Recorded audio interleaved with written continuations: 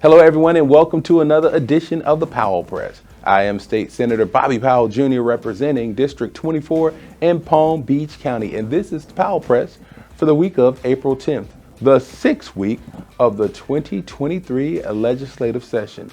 Let's get right into it, and what a week it was.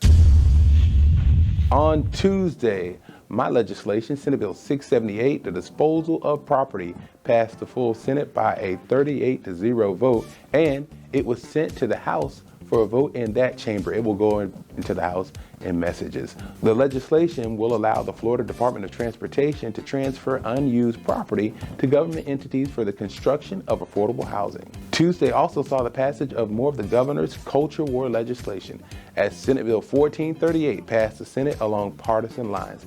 This is the bill that bans children accompanied by adults from attending certain live adult shows or adult performances in Florida. But those shows are not well defined.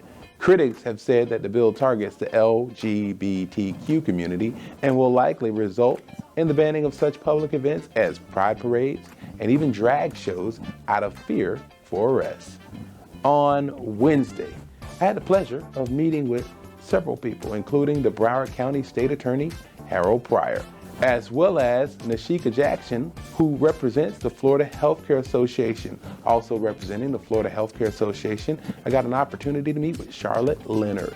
Also on Wednesday, legislation I sponsored, which would beef up penalties from those who are stealing from nonprofit organizations, unanimously passed the Senate Appropriations Committee on Criminal and Civil Justice.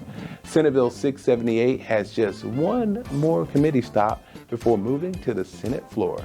A measure I was happy to support. This bill, SB 942, prohibits automatically restricting certain dog breeds from public housing simply because of their breed. This bill, which would allow low-income Floridians who live in public housing to remain with their pets, it passed the Senate with broad support.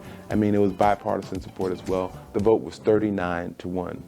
On Thursday, the Florida House of Representatives, they took up the 6-week abortion ban. This bill strips women of the right to make their own decisions over their own bodies. Remember, the Senate passed this authoritative bill last week over the objections of Democrats and women's groups.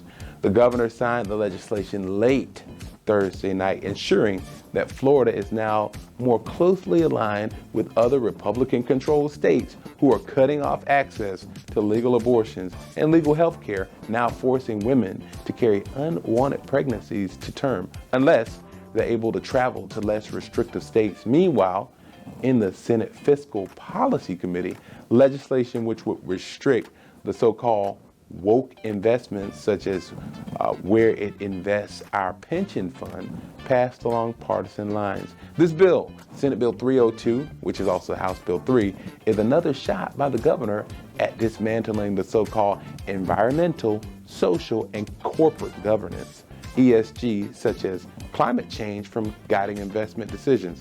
But critics, of course, have warned that this anti-woke meddling could have an adverse financial impact, not only on the investments of the state, but ultimately Florida's taxpayers. Thursday was also FAMU Day at the Capitol. This was an annual time for us to come together as Rattlers to strike, and strike again.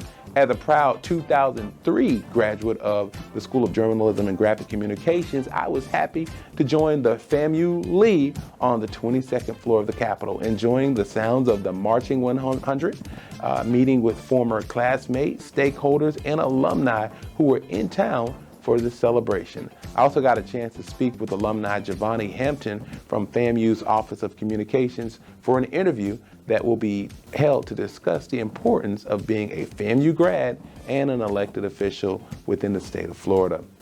Thank you, everyone. We are now looking forward to next week, which is the 7th week of the legislative session. Items are still in process and we are still in full swing. All eyes will soon be turning to the budget process as the Senate and the House get ready to hammer out the differences in their respective spending proposals. Remember, Passing a balanced budget is the only constitutional duty that lawmakers are mandated to complete during the annual legislative session, which ends on May 5th. To track legislative action throughout the 2023 legislative session, please visit the Florida Senate on flsenate.gov, fill in the bill number in the search box, and scroll down to the last action. That's all for this week's edition of the Powell Press. As we wrap up 6 weeks of legislative action, we're closely monitoring the flooding situation down in South Florida and deeply grateful that so far there's been no reported loss of life as a result of this historic rainfall.